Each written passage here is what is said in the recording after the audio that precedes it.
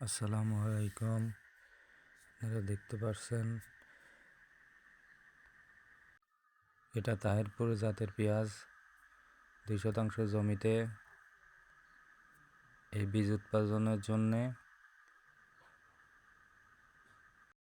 পেঁয়াজ রোপণ করা হয়েছে, কিন্তু এখানে সমস্যা হচ্ছে পেঁয়াজের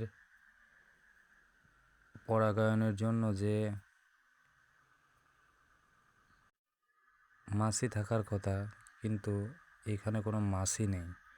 অতিরিক্ত কীটনাশক ব্যবহারের ফলেই মাছি মারা যায়, যার ফলে পরাগায়নে অনেক সমস্যা হয়।